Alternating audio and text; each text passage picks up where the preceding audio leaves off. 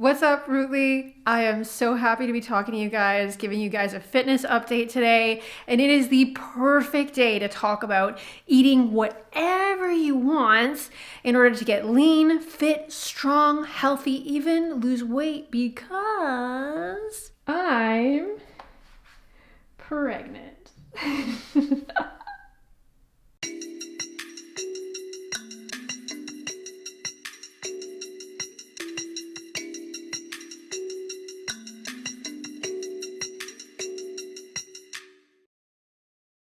Hey guys, oh my gosh, I am so glad to be back. It has been a hot minute, and have I ever got a story for you as to why I have been away. So, number one, dun dun, I am 7 months pregnant. I don't even really know how this stuff works. I'm 25 weeks. So, to me, that means I'm like 6 months and a bit, but in like pregnancy talk, I'm in my 7th month. So people say they're 7 months pregnant. Like you're actually 9 months pregnant for like a whole month or something. But anyways, I don't know. I'm due in 15 weeks. And my fitness update is that during my pregnancy, I have actually gained only a net like 8 pounds. And first of all, disclaimer, nobody should ever be focusing on, weight loss or trying to keep their weight low or anything like that during pregnancy. And by this time in pregnancy, I'm definitely okay. My baby is absolutely normal. We just got a scan the other day. We've had scans, all throughout my pregnancy, and the baby is growing at a totally normal rate. So I am actually well within the realm of what's healthy for me to be gaining during my pregnancy. But I really wanted to talk to you guys about some of the things that I have realized and learned during my pregnancy that I don't think I could have learned any other time. And one of the most important things I really want to talk to you guys about is eating whatever you want in order to get into your ideal body composition, in order to get into your best body, whether these goals of yours are, or whether your best body is, leaner or stronger or weighs less, etc. Eating whatever you want can be the only way to get there, and I want to explain exactly what I mean by this. And apologies for the ratchet nail situation. I broke 3 and peeled a couple because we moved. So I'm just going to rewind a bit to the beginning of the year. On New Year's Day, Douglas asked me to marry him, which was great, and we've talked about it a ton. And some of you guys will know from my other videos, and if you're on my email list, you'll definitely know this, because my email list is where I share all of the deets of exactly what's going down and exactly all of the things that I'm learning and all of like the insights that I'm cultivating towards, getting into your ideal body composition effortlessly. That's where I share all this stuff. So if you're not on my email list, I would definitely get on my email list, because this is the kind of email list where you actually get like a intimate letter from me every single week on like all of like insights and tips and tricks that you can use on your fitness journey and just living in, like a naturally healthy, holistically well lifestyle. So I'll leave a link to a quiz below that you can take, and that will automatically enter you into the email list and will take you on a 5-day journey to use wellness for your best body. So if you're on the email list or you've watched some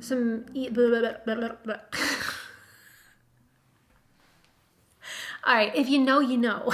If you know, then you know that we've been having some pretty major family issues. Both of us from both sides for, our whole lives, because let's be honest, family issues are, well, ours aren't temporary anyways. Let's just put it that way. So getting engaged actually like released all of these really crazy reactions from some of our family members that were really unexpected, but they shouldn't have been. And I was in my first trimester of pregnancy, and it just kind of spiraled into us pretty much cutting ties with almost every single family member.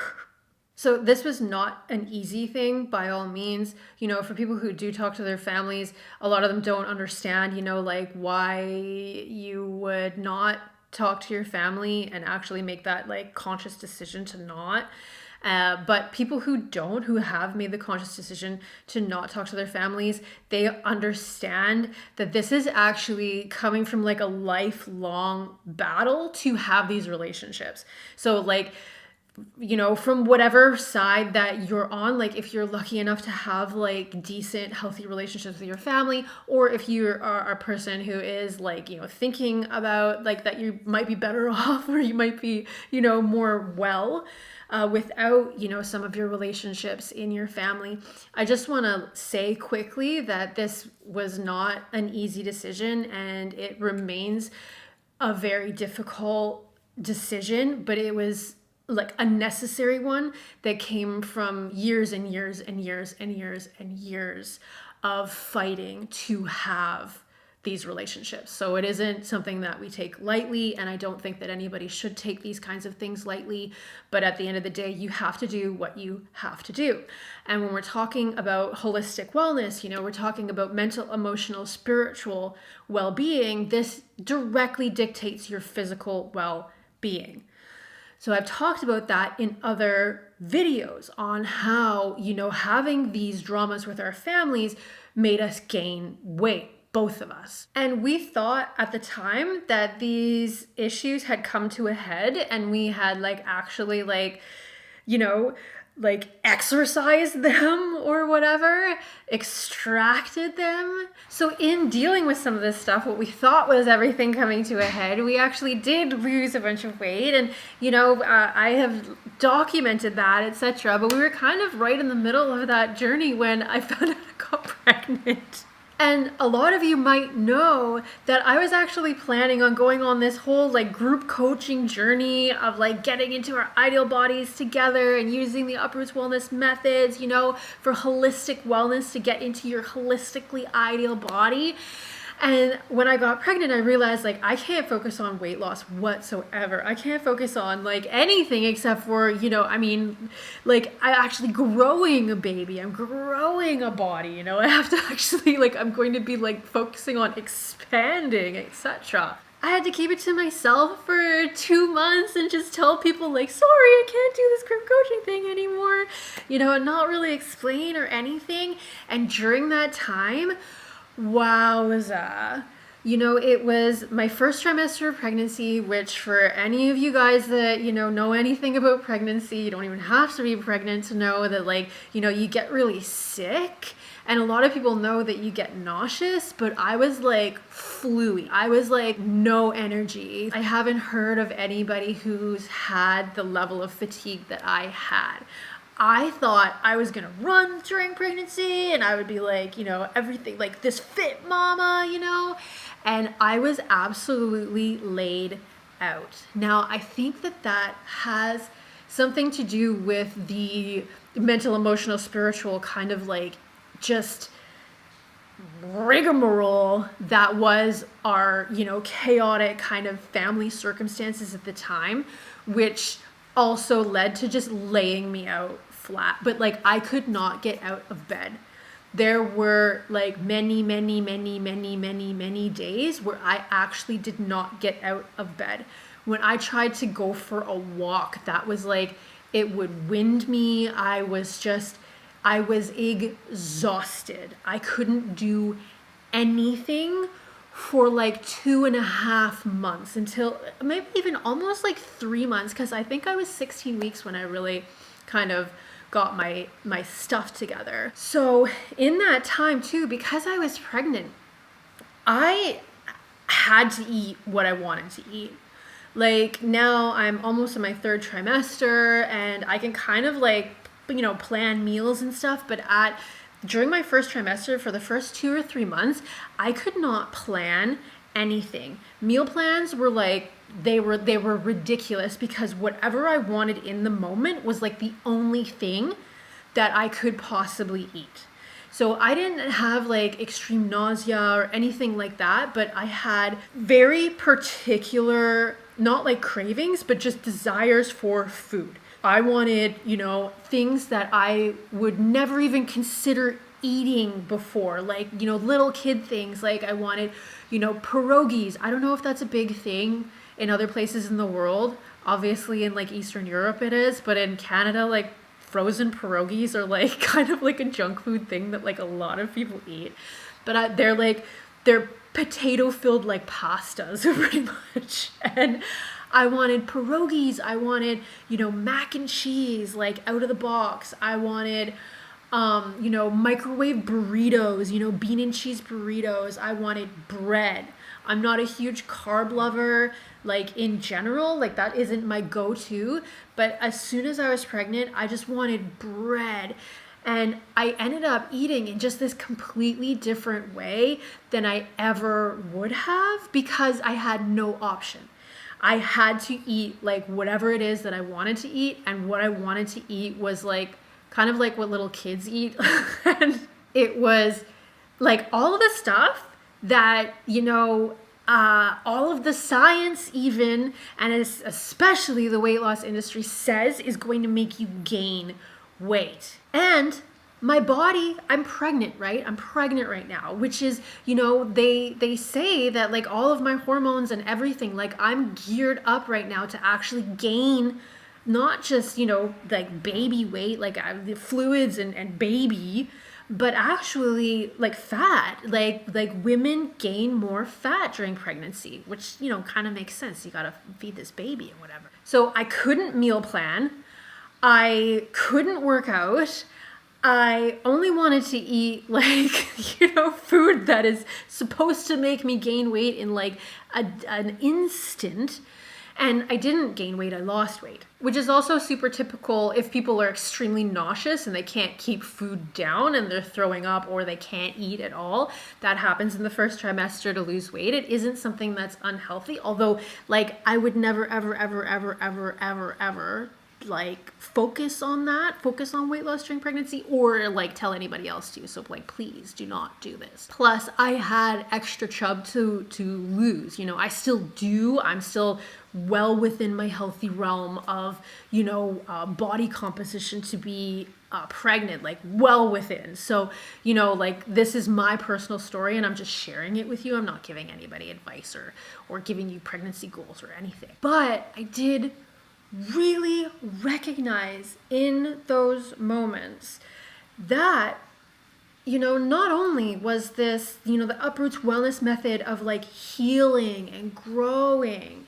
into your best body, healing, micro traumas from the past, like healing, for me, these like the familial wounds, these unconscious wounds, that was happening because of the decisions that we made, the decisions we were forced to make to just stop trying to have unhealthy relationships with, people who raised us, people who were supposed to love us, because they didn't. And even though that really, really hurt and it floored me, like physically floored me, and Douglas too, he's had almost every single one of my pregnancy symptoms, including the fatigue, etc. I've been getting pregnancy acne. He even got pregnancy acne. It was crazy. But even though it physically like floored us and made me feel absolutely horrific, that was part of the healing. And what we were doing in those moments, even though it felt so bad, is we were actually loving ourselves. We were taking care of ourselves. We were taking care of our mental, emotional, spiritual, and therefore physical well-being. And I dropped weight. And I realized in that moment that it wasn't just about, taking care of myself mentally, emotionally, spiritually on like ethereal kind of way in my relationships, creating boundaries, etc., and practicing and self-care like that, but also coupled with letting myself dictate exactly what I was going to eat, not based on any of my nutritional knowledge, which is extensive. I have a huge background in nutrition, including, cooking at a really high level. That's how I was able to travel the world in my teens. I was working in Michelin-starred restaurants and cooking at a very high level. I was able to go and, study Eastern principles of healing and growth and strengthening, the emotional body and the spiritual body in Asia, etc., because of my involvement with food at a very high level. And then, in starting Uproots Wellness, I decided to get a degree in nutrition because I felt like I needed that just to be sure I knew what I was talking about. And I found that usually when I eat, because of all of my experience in nutrition, I didn't even realize how much that was affecting my decisions and how I ate. Like, I would never just sit down and eat, like a baked potato with like sour cream or whatever, because that's what I felt like eating. I would never do that. I would balance it out with, some protein, etc. I would make sure that my macros were all balanced out. I would never just have, a piece of toast with some mayonnaise and tomato for breakfast, because again, it's like lacking protein, and I would like never eat mayo. I would only make my own mayo, which didn't happen all of the time, because of like the fats in it not being ideal, etc. But what happens is that instead of, just eating the tomato with like a thin thing of mayonnaise and a piece of like, nice like bread with some salt and pepper, getting hungry now. I would, swap it out for a big bunch of avocado, which is delicious and that's amazing. Like, do that. And I would add, an egg.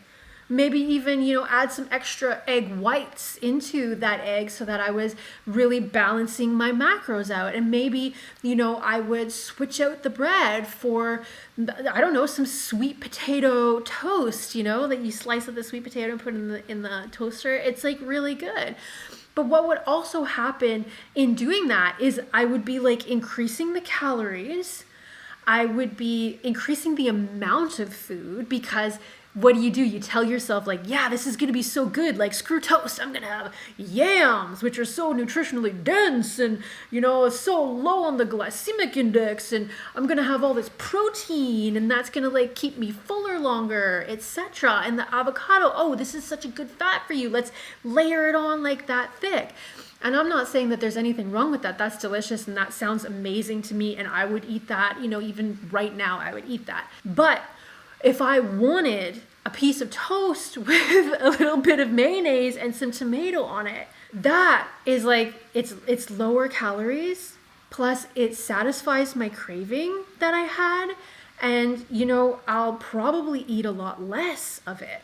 I mean, this is what I'm theorizing, but what I'm recognizing when I watched and studied all of the best bodies in the world, this is how they eat. They eat what they want. And this is, within reason. But what happens when you eat what you want? You become totally comfortable with food. People who are naturally slim, naturally lean, naturally strong, naturally in their ideal body compositions feel very comfortable with food. And I actually made a whole blog post about the 8 things that naturally lean people, naturally thin people do differently than the rest of us. And one of the biggest things is they are so much more relaxed with food. And now I have seen this work in a way for myself that I didn't think was possible. So I still think that, hacking out food and making like comfort foods like super, super healthy, I still think that's like really exciting. And it's something that I want to start sharing with you guys. So I'm going to start sharing cooking videos and stuff. So make sure you subscribe for that coming up. But, I didn't even realize until I was being forced to eat exactly what I wanted, like exactly what I wanted and nothing else, that I was actually doing things like avoiding carbs, that I actually still had these toxic diet culture, messages in my mind that were influencing my decisions. And if you know anything about the Uproots Wellness method, the way that we get women and people in general into their ideal body compositions is by tapping into their ideal body nature. And even me, this is how like pervasive, diet culture is. It like even me, I was still harboring some of these toxic messages. And people who haven't struggled with their weight, they aren't harboring these messages. They aren't avoiding carbs. Why? Because they've always been eating carbs and they've always been in their best bodies. Why? Because they live in line with their ideal body nature. And that is the way that you get into your ideal body based on what your ideal body needs, unique to you. So you really can eat whatever you want and lose weight. And you don't have to buy some snake oil to do it. This is real. This is true. And like your best body is actually more you than the you that you don't feel comfortable in. And that best body, that best version of you can be easier than living any other way. So if this aligns with you, please subscribe and come on my journey, and definitely get on the email list because that is where it all goes down weekly. But I'm also back on YouTube and I'm so excited. So I hope that you will join me in my own journey and, sync up your journey with my journey, and let's all get into our best bodies, regardless of whether we are pregnant or nursing or menopausal or postnatal, whatever, freshman 15ing it up, whatever stage of life you're in, your ideal body nature has all the answers for you, and it can be easier than anything you've ever done before. You don't need to diet. You don't need to force yourself to do activities you don't like. It's all about getting in line with your best self. And if you want to hear more about that, subscribe. I love you guys so much.